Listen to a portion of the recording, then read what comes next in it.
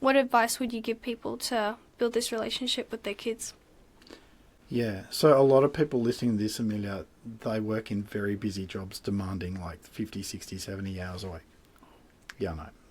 It's like human slavery, except better paid. Okay, so the hard bit for these guys is that they're worn out, they have no energy left. And people try and tell them, oh, it's easy, you just do this and this and this. It's like the truth is, I think, Amelia, the best advice for people watching this would be, what can you do today that's going to build into your relationship with each member of your family? So what do I need to do today so that mum feels loved? And you and I, we get to hang out here. This is easy. But Jesse, what am I going to do so he feels loved today? Like, what are the little things I can do that will build into those relationships? Like my brother, who I hardly talk to. He's a busy guy. I sent him a text today because it's one small step towards keeping that relationship healthy. Mm. So I think, Amelia, like as you get older, at the moment you have an abundance of time, okay, and not many opportunities. But later you're going to have heaps of opportunities and no time. It's just like, if you can't do everything, just do one thing. And that one thing done often enough is what leads to people getting on well. So if we flip that question, what do you think it is that means that, and by the way, guys, Amelia and I argue about things just like everyone else's families do, or we have to work through crap when crap goes down or whatever. But it's like, Amelia, what do you think is happening in our family that makes it so that we actually just enjoy hanging out? I like how we have tech-free days. Okay, so help people understand about tech-free days. I guess tech-free days are good because that's like no recreational screen time, which means you sort of have to hang out with family.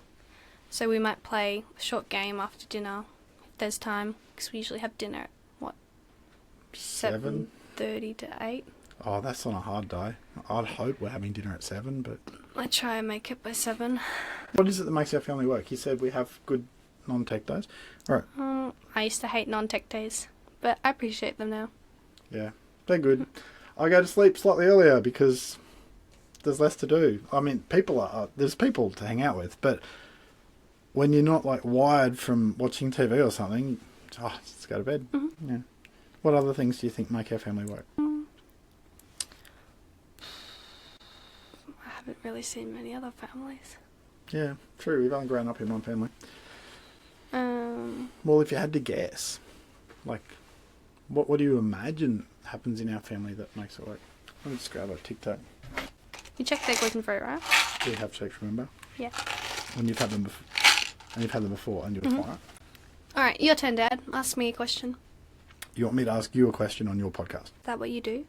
Okay, we can do that. When you're old as the hills, like I am, what sort of things do you want for your life? Like, what are you working towards? Because people always ask that question, they're thinking job. We don't even know what jobs will be out there in 5 years, let alone that many years. What do you want your life to look like when you're a bit older? I think I'd like to still take weekends off. My friends work on assignments on weekends, but I feel like just taking that total break, because then you don't go, oh, I should be working right now. And there's more to life, yeah. Let's be honest. True. What else? Okay, so you want to have what you're saying is you want a work-life balance that gives you weekends off. Mm-hmm. What else do you want when you're a bit older? What do you hope for? I don't want to work heaps.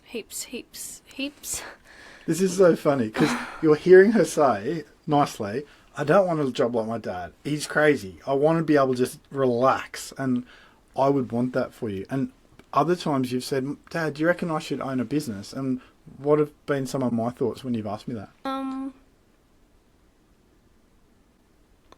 You mentioned how, because I said I didn't want to own a business because then I'd have to work like you, how some people are able to get other people to do the work so they can still hang out with their kids.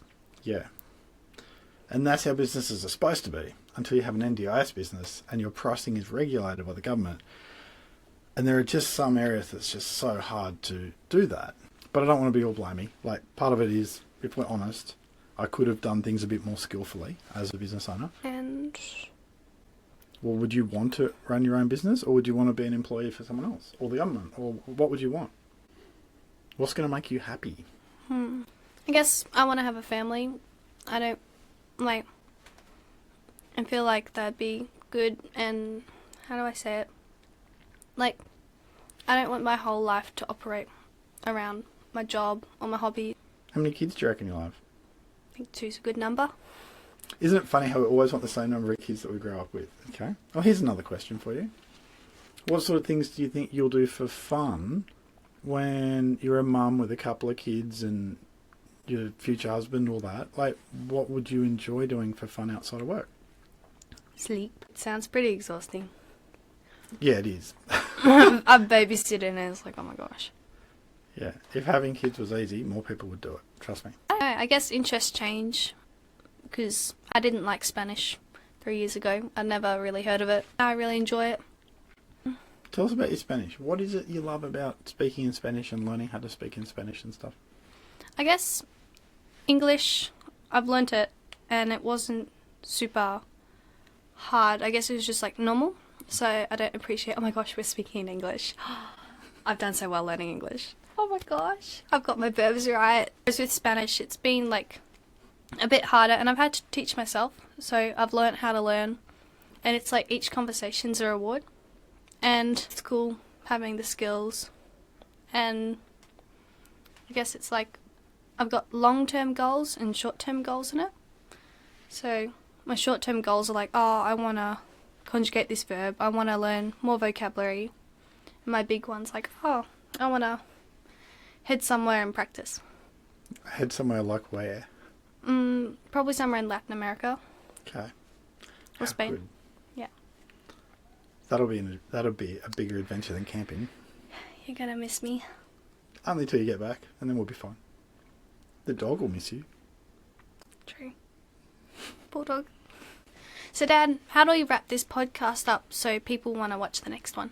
I don't know how you wrap up your podcast, so people want to know the next one. What's the main thing you want people to get out of this? To remember when they're working really hard that they've also got kids who love them, or like, is it something different? What do you want people to get out of it? I guess it's like some sort of concept which is like, you know, you're working hard to provide for your kids and your family, but to not lose sight of the people you're working hard for. Yeah, I think that would be a good thing to wrap up on. It's like, I think I'd probably score that about 7.5 out of 10. I don't think I could score that 10 out of 10. But I know that there's a lot of people watching this going, I feel so stuck.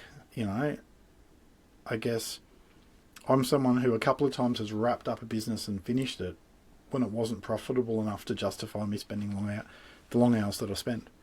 So maybe the take home for people is, if you're working too hard, well, throw in the towel and go camping with your daughter. I don't know. What's our point then? What are we going to say? I guess to finish up this podcast, I'd say some things are worth more than money and relationships don't happen overnight. So build them slowly over time and they'll be really worth something. That is a good way to finish a podcast. Good work.